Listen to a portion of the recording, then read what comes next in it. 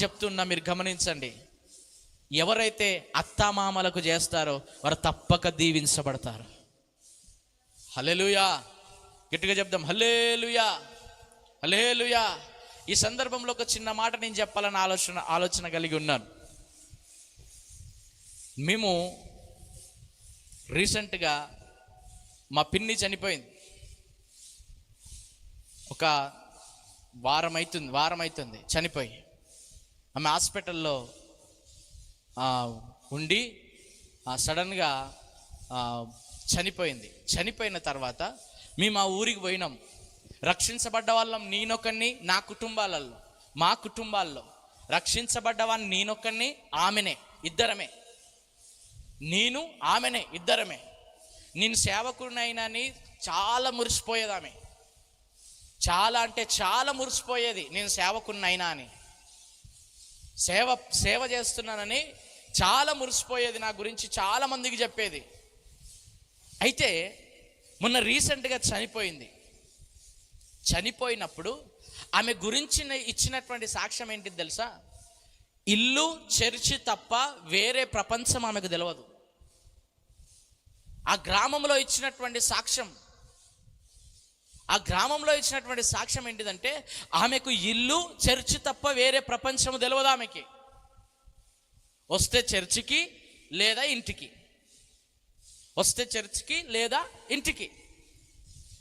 ఆమె చనిపోయిన తర్వాత ఇట్లా సమాధిని మేము ఎత్తుకొని పోతూ ఉంటే ఆ పక్కకున్నటువంటి ఇండ్లల్లో వాళ్ళు బయటకు వచ్చి మరీ ఏడ్చిర్రు ఆమెకి. ఆ పక్కనున్నటువంటి ఇండ్లల్లో వాళ్ళు వచ్చి కూడా ఏడ్చిర్రు. వారింట్లో ఎంత కష్టం పెట్టినా, వారింట్లో ఎంత వేధించినా, వారింట్లో ఎంత దుఃఖం పెట్టినా, వారింట్లో ఎంత సూటిపోటి మాటలన్నా మా తాత వాళ్ళకు కానీ, మా అమ్మమ్మ వాళ్ళకు కానీ, మా బాబాయిల వాళ్ళకు కానీ ఏ ఒక్క రోజు కూడా ఆమె చెప్పలేదంట. మా మామకి కూడా ఎప్పుడు కూడా చెప్పలేదంట. ఆమె సాక్ష్యం వింటే నేను ఆశ్చర్యపోయినా, అరే దేవుని నమ్ముకున్న స్త్రీలు ఈ విధంగా కూడా ఉంటారా అని.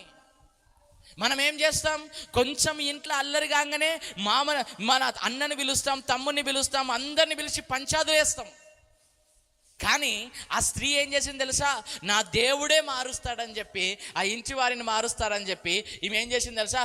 ఏ ఒక్కరికి కూడా ఆమె బాధను చెప్పుకోలేదంట.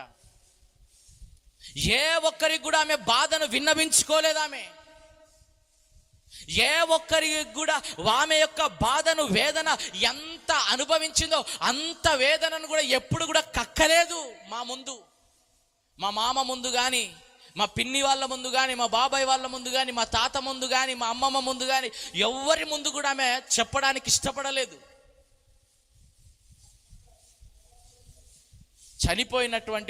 చనిపోయిన తర్వాత అక్కడ వచ్చినటువంటి సాక్ష్యం ఏంటి తెలుసా? ఈమె నిజమైన కోడలు అని సాక్ష్యం వచ్చింది.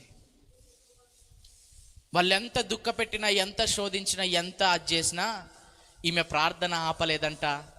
దేవుని సన్నిధిలో ఈరోజు ఉందని మేము నమ్ముతున్నాం. హల్లెలూయా, హల్లెలూయా. ఎందుకంటే హాస్పిటల్ బెడ్ మీద ఉన్నప్పుడు నేను ఉపవాసంలో ఉన్నాను, ఇట్లున్నానని చెప్పినప్పుడు ఆమె ఒక మాట, ఆమెకు నేను ఏమన్నా తెలుసా? అట్లా నువ్వు ఉపవాసం ఉండొద్దు, నీ ఆరోగ్యం సహకరించినప్పుడు నువ్వు అట్లా ఉండొద్దంటే ఆమె నన్ను తిట్టిన మాట ఏంటి తెలుసా? నువ్వు ఒక సేవకునివై నన్ను ప్రోత్సహించాలి కానీ నువ్వు నన్ను వెనక్కెందుకు లాగుతున్నావని నన్ను తిట్టిందామె.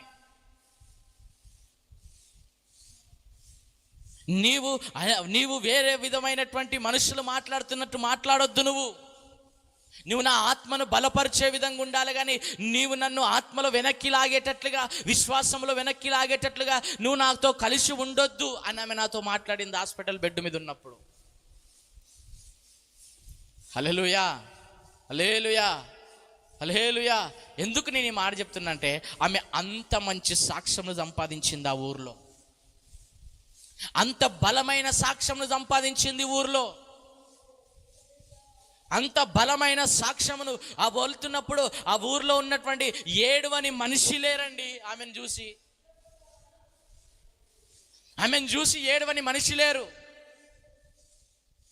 ఎంత టార్చర్ చేసినా, ఎంత కొట్టినా, ఎంత ఇబ్బంది పెట్టినా ఆమె ఎప్పుడు కూడా తన గోడును తన ఇంటి వారితో చెప్పుకోలేదు, పుట్టింటి వారితో.